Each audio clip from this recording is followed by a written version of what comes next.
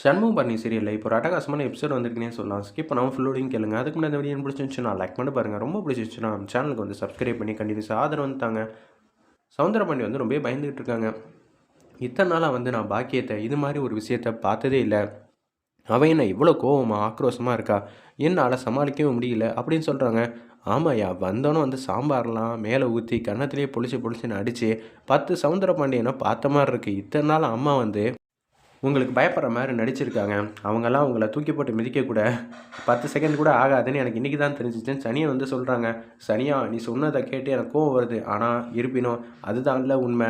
அப்படி என்னெல்லாம் ஆகிருக்கும், அம்மாவுக்கு எந்த பிரச்சனைன்னு தெரியவே இல்லையேங்கிற மாதிரி உச்சக்கட்ட கோவத்தில் வந்து பேசுகிறாங்க. பாட்டமாகி பயந்துக்கிட்டே அந்த இடத்துல நம்ம சவுந்தரபாண்டி. நான் நினைக்கிறேன் பேயோட வேலையாக இருக்குமோன்னு அப்படின்னு சொல்லிகிட்டு இருக்காங்க சனி நன்ன. அப்பான்னு பார்த்து சிவபாலன் வராங்க. முத்துப்பாண்டி, எசக்கி 3 பேர் வெளில வந்து வராங்க. அப்பா, ஒன்று தான் சொல்லுவேன், உனக்கு எதாவது ஒன்று தேவைன்னா எசக்கி கிட்ட கேட்டு சாப்பிட்டுக்க, சரியா? அம்மா கிட்ட எப்போதும் போல் காஃபியை கொண்டா பூரியை கொண்டான்னு சொல்லி கேட்டேன்னு வச்சுக்கேன், என்ன ஆகும் தெரியுங்களே?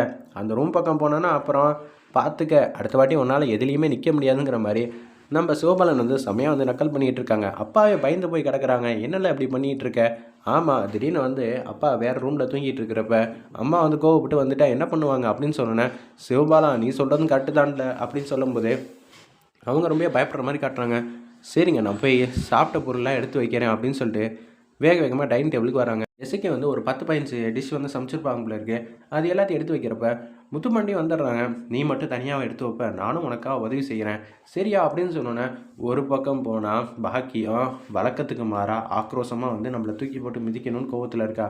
இன்னொரு பக்கம் கோவப்படுற எசக்கி கிட்டலாம் இவன் அன்பா பாசமாக பேசுகிறான் முத்துப்பாண்டி. இப்போ என்னன்னா சேவகம் செஞ்சுக்கிட்டு இருக்கேன், அதுவும் இட்லி பானை சட்னி இது எல்லாத்தையும் எடுத்து கிச்சனில் வச்சுக்கிட்டு இருக்கான். ஐயய்ய, என்னடா அது? இந்த பக்கம் கோவக்காரன் வந்து அமைதியாக ஆகிட்டான், இந்த பக்கம் அமைதியாக இருக்கிறவ கோவமாகிட்டா, ஒன்றுமே புரியலேங்கிற மாதிரி பாட்டத்தின் உச்சத்தில் இருக்காங்க. நம்ம ரத்னம் மட்டும் ரோட்டில் வந்து தனித்தனியாக நின்றுட்டு இருக்காங்க. அப்போன்னு பார்த்து வெங்கடேஷ் வந்து வராங்க. என்ன பிரின்சிபல் மேடம், என் கூட வண்டியில் வரீங்களா அப்படின்னு சொல்லி கேட்கும்போதே, நான் ஏன் வண்டியில் வரணும், அதுக்கெல்லாம் வாய்ப்பே இல்லை, வருங்கால கணவர் தானே நான், ஒன்றும் தப்பு இல்லைங்கிற மாதிரி வெங்கடேஷ் வந்து காமெடி பண்ணிகிட்டு இருக்காங்க. வண்டியெல்லாம் சரியாக ஓட்டுவீங்களா, நம்பி ஏறி உட்காரலாமா அப்படின்னு சொன்னோன்னா சிரிச்சுக்கிட்டே வந்து நம்ம ரத்னா மட்டுக்கும் கேஷுவலாக வந்து உட்காடுறாங்க அந்த இடத்துல. அப்போன்னு பார்த்து வண்டியை மட்டும் எடுத்துகிட்டு போயிட்டே இருக்காங்க. ஒரு பக்கம் இது எல்லாம் முத்துப்பாண்டி வந்து பார்த்துட்றாங்க போல இருக்குது. உச்சக்கட்ட கோவத்தில் வந்து வண்டியை வந்து ஸ்டார்ட் பண்ணுறாங்க. அப்படியே பின்னாடி வந்துக்கிட்டே இருக்காங்க. நம்ம சவுந்தரபாண்டி வந்து அப்படியே பூட்டெல்லாம் பூட்டுறாங்க. பாக்கியை வந்து ரூமை விட்டு வெளியே வரக்கூடாதுன்னு சொல்லி 4-5 பூட்டு வந்து பூட்டிகிட்டு இருக்காங்க. என்னப்பா காமெடி பண்ணிகிட்டு இருக்க, பூட்டு வந்து பூட்டினா என்ன அர்த்தம்? அதான் இன்னும் கொஞ்சம் நேரத்தில் அக்கா வந்துடுவார்ல அப்படின்னு சொல்கிறாங்க நம்ம சிவபாலனே. ஏய், அக்கா வர ஆட்டுக்குட்டி வரலாம் இங்கே பேசாத, நான் ரொம்ப முக்கியம், அதுவும் நான் இருக்கணும், அதுக்கு நான் என்ன வேணாலும் செய்வேன், அவளுக்கு பேய் பிடிச்சிருக்கடா அப்படின்னு சொல்கிறாங்க. பேயெல்லாம் பிடிக்கலப்பா, இந்த கோவத்தை வந்து முன்னாடியே காட்டியிருந்தா நீ என்றைக்கோ அமைதியாக இருந்திருப்ப, சதி திட்டம்லாம் போட்டிருப்பியா, இப்போ தான் உனக்கு அம்மாவை பார்த்தா லைட்டாக பயம் வருதுங்கிற மாதிரி நம்ம சிவபாலன் வந்து நக்கல் பண்ணுற மாதிரி காட்டுறாங்க. ஒரு பக்கம் வந்து பரணி வந்து வராங்க. பரணி வந்தோன்னே, அக்கா பாத்தியாக்கா, அம்மாவை ரூமுக்குள்ளே வச்சு வெளியில் பூட்டிட்டு சாவியை தரமாட்டேங்கிறாப்புல, என்ன பண்ணலாம், மரியாதையாக சாவியை தாங்கன்னு பரணி வந்து கேட்குறாங்க. இருப்பினும் அவங்க எதுவுமே சொல்ல மாட்டேங்கிறாங்க. அந்த இடத்துல நம்ம சவுந்தரபாண்டி, மரியாதையாக இப்போ தரமாட்டேங்கிறீங்க, சிவபாலா சாவியை வந்து தான் நம்ம வெயிட் பண்ணோமா என்ன, நம்ம பூட்டை உடச்சிடலாம். இல்லைக்கா, அதுக்கு முன்னாடி உடைக்க வேண்டிய ஒரு ஐட்டம் இருக்குது, அதை பார்த்துட்டு வந்துடுறேன்னு சொல்லிட்டு ஒரு பெரிய கல் எடுத்துகிட்டு வராங்க. நான் எங்கே போடணுங்க்கா அப்படின்னு சொல்லி கேட்டோன்னே நம்ம சவுந்தரபாண்டி வந்து ரொம்ப பயந்துடுறாங்க. அச்சோ, என்ன இவங்க இப்படி காமெடி பண்ணிகிட்டு இருக்காங்க அப்படின்னு சொல்லி யோசிச்சுட்டு இருக்காங்க. அந்த இடத்துல நம்ம சவுந்தரபாண்டி, நீங்கள் மரியாதையாக சாவி கொடுத்துட்டீங்கன்னா பூட்டை வந்து உடைக்க மாட்டோம், கதவை வந்து அப்புறம் உடைச்சிரும். ஏய், தேக்கு மரம் கதவில் எவ்வளோ லட்சம் தெரியுமா ஆகும், பூட்டும் கதவும் தப்பிக்கணும்னா முதல்ல சாவியை கொடுக்கணும், எக்கேடே கட்டு போங்கலை அப்படின்னு சொல்லி சாவியை வந்து தூக்கி போட்டுட்டு அங்கேருந்து போகிறாங்க. கதவை திறந்தோன்னே நம்ம பாக்கியத்தை பார்க்குறதுக்காக வந்து பக்கத்தில் வந்து உட்காடுறாங்க நம்ம பரணி. அப்போன்னு பார்த்து சிவபாலன் வந்து இருக்காங்க, எசக்கி இருக்காங்க. இவங்க 2 பேரையும் வச்சுட்டு பேச முடியாதுன்னு சொல்லிட்டு அந்த இடத்துல வந்து 2 பேரையும் அனுப்பிச்சி வைக்கிறதுக்கு எசக்கி வெந்நீர் வச்சு எடுத்துகிட்டு வாமா அப்படின்னு சொல்லி அங்கே எசக்கி வந்து அனுப்பிச்சி வைக்கிறாங்க. நான் அம்மா கிட்ட கொஞ்சம் பேசணும், நீ போ அப்புறமேட்டு வாங்கிற மாதிரி சொன்னோன்னே சிவபாலனும் வெளியில் வந்து போகிற மாதிரி காட்டுறாங்க.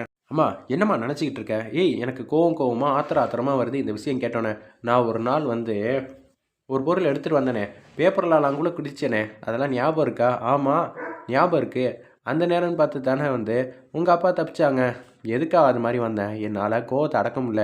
அதுக்கப்புறம் எது நல்லது எது கெட்டது எனக்கு நல்லாவே தெரிஞ்சிச்சு. சௌந்தரபாண்டியோட செயல்லாம் பார்த்தோன்னே எனக்கும் ஆரம்பத்தில் கோவமாக தான் இருக்கேன். எனக்கு இதெல்லாம் செட்டே ஆகாதுன்னு தோணிடுச்சு. அதனால தான் இப்போ அமைதியாக இருக்கேன். சரியா அப்படின்னு சொன்னோன்னே, என்னாலையும் புரிஞ்சிக்க முடியுதுமா, கொஞ்சம் பார்த்து உஷாராயிருமாங்கிற மாதிரி சொல்லிடுறாங்க. அந்த இடத்துல தூங்க வைக்கிறதுக்கு சில பல இதெல்லாம் பரணி வந்து செஞ்சோன்னே அப்படியே அசந்து வந்து தூங்குறாங்க. இன்னொரு வாட்டி பூட்டு போடுறது இது மாதிரிலாம் காமெடி பண்ணிகிட்டு இருக்காத. 2 பேரும் அம்மா பக்கத்தில் இருந்துக்கிட்டே இருக்கணும். சிவபாலன், இசக்கி 2 பேரும் மாறி மாறி இருந்துக்கங்க. பார்த்துக்கங்க. இது அம்மாவுக்கு பாதுகாப்பு இல்லை, உங்கள் அப்பாவுக்கு பாதுகாப்பு. சரியா? சௌந்தரபாண்டி இந்த பக்கமே வந்துடாத. வந்தேன்னு வச்சுக்கேன் அப்புறம் அவ்வளோதான் அப்படின்னு மாஸ் பண்ணிகிட்டு இருக்காங்க. அந்த இடத்துல நம்ம பரணி சொல்லிவிட்டு அவங்க மட்டும் போகிறாங்க. முத்துப்பாண்டி வந்து துரத்திக்கிட்டே போகிறாங்க. பின்னாடியே பார்த்துட்றாங்க நம்ம ரத்னாவும். அந்த இடத்துல வெங்கடேஷும் முத்துப்பாண்டி வராப்பில் வேகமாக போங்க அப்படின்னு சொன்னோன்னா வேகமாக போயிட்டுருக்கிறப்ப முத்துப்பாண்டி மாதம் வந்து ஃப்ரண்ட்டில் வந்து நிற்கிறாங்க. வேற லெவல் நினச்சினே சொன்னால் அந்த சீன்லாம் பயந்துட்டாங்க நம்ம வெங்கடேஷ். என்ன பண்ணுன்னே தெரில. அறிவு இருக்கா இல்லையா? டேய் என்ன சொல்லிக்கிட்டு இருக்க அப்படின்னு சொல்லி வெங்கடேஷ் வந்து கேட்குறாங்க. 2 பேரும் சிரிச்சுக்கிட்டு இருக்கீங்க அப்படின்னு சொல்லி கேட்கும்போது, எங்கள் பர்சனல் விஷயத்தில் நீ தலையிடாத. தலையிட்டான்னு வச்சுக்கேன் எதுவும் சரியில்லைங்கிற மாதிரி அந்த இடத்துல வந்து ஆவேசமாக பேசும்போது, நான் என்ன சொல்கிறேன் நீ என்னடா பேசிக்கிட்டு இருக்க அப்படின்னு நம்ம முத்துப்பாண்டி வந்து கேட்குறாங்க. பின்னாடி பாருங்கன்னொன்னே பின்னாடி பார்க்குறாங்க. சேலை வந்து மாட்டியிருக்கு போல இருக்கு. இதை எடுத்துக்க சொல்ல தான் வந்தேன். சரியா? பார்த்து பத்திரமா வந்து கூட்டிகிட்டு போனோம். உன்னை நம்பி தானே ஏறுறாங்க அப்படின்னு சொல்லிட்டு வண்டி எடுத்துகிட்டு அவர் மட்டும் கேஷுவலாக போயிட்டாங்க. முத்துப்பாண்டி இவ்வளோ நல்லவங்களா ஆவாங்கன்னு யாருமே நினச்சி கூட பார்க்கல அந்த இடத்துல. அதே மாதிரி வெங்கடேஷும் நம்ம ரத்னாவும் வீட்டுக்கு வந்துடுறாங்க. இதை வந்து சூடாமணி வந்து பார்த்துட்றாங்க. சூடாமணி பார்த்தோன்னே, யாருமா அந்த பையன்? வெங்கடேஷ் தானே? ஜோடி பொறுத்த ரொம்ப சூப்பராக இருக்குது. என்னமா பேசிக்கிட்டு இருந்தீங்க சிரிச்சு சிரிச்சு அப்படின்னு சொல்லி கேட்குறாங்க நம்ம சூடாமணி. அப்பன்னு பார்த்து, தேவையில்லாம விஷயத்தெல்லாம் தலையிடாதீங்க, உங்ககிட்டலாம் நான் கேட்டேனா அப்படின்னு சொல்லும்போது அவங்க மட்டும் மூஞ்சியை காட்டிட்டு அங்கேயாவது கொடுக்கணும் உள்ளே போகிறாங்க. அப்பன்னு பார்த்து நம்ம பரணியும் வீட்டுக்கு வராங்க, சண்முகமும் வீட்டுக்கு வராங்க. காஃபி வந்து கொடுக்குறாங்க சூடாமணி வந்து அவங்க ஹஸ்பண்டுக்கு, நம்ம வைகுண்டத்துக்கு. 2 பேரும் ரொமான்டிக்காக பார்த்து பார்த்து சிரிச்சிட்டு இருக்காங்க. காஃபி நீ குடிச்சிட்டியா செல்லும் அப்படின்னு சொல்லி பேசிகிட்டு இருக்கிறத வந்து யாருமே கவனிக்கல. நம்ம வெட்டுக்கிளி மட்டும் பார்த்து கவனிக்கிறாங்க. இவருக்கு இதே வேலையாச்சு, கணக்கு வழக்கு தானே பார்க்குறதுக்கு இங்கே உட்காந்துருக்க, அப்புறம் என்ன வேறு கணக்கு பார்த்துக்கிட்டு இருக்க, சும்மா நிற்க மாட்டியான்னு சொன்னோன்னே நம்ம பரணியும் சண்முகம் வந்து நக்கலாக வந்து சிரிச்சிட்டு இருக்காங்க. அந்த இடத்துல செம காமெடியாக இருந்துச்சுன்னே சொல்லலாம் அந்த சீன். முத்துப்பாண்டி நடந்த விஷயத்தை எல்லாத்தையும் வந்து சொல்கிறாங்க, இது மாதிரிலாம் பண்ணாங்கன்னு. நம்ம ரத்னம், அப்படியா முத்துப்பாண்டி இவ்வளோ நல்லவனாக மாறுவான்னு நினச்சி கூட பார்க்கல. இவ்வளோ நல்லவனாக மாறினதுக்கு முக்கிய காரணம் அவனோட நல்ல மனசு தான். அடியில் அந்த மனசு இருந்திருக்கு, அதுக்கு இத்தனை நாளாக ஆகிருக்கு போல இருக்குது. எப்படியோ கடவுள் வந்து நல்லபடியாக வந்து முத்துப்பாண்டி இசக்கி வச்சுருந்தா அதுவே சந்தோஷங்கிற மாதிரி சூப்பராக வந்து பேசுகிறாங்க அந்த இடத்துல நம்ம வைகுண்டம். இதெல்லாம் நினச்சி சந்தோஷப்படுறாங்க. சண்முகமும் ஒரு பக்கம் நம்ம பரணியை வந்து யோசிக்கிற மாதிரி காட்டுறாங்க. இன்றைக்கி எபிசோடில் வந்து ரொம்ப விறுவிறுப்பாக இருந்துச்சு. முத்துப்பாண்டி தான் ஹைலைட்டாக வந்து பர்ஃபார்ம் பண்ணியிருந்தாருன்னே சொல்லலாம். எசக்கிக்காக வந்து அந்த டைனிங் டேபிள்லேருந்து இருக்கிற ஜாமானை எல்லாத்தையும் கிச்சனில் எடுத்து வச்சது சூப்பர் சீனாக இருந்துச்சு.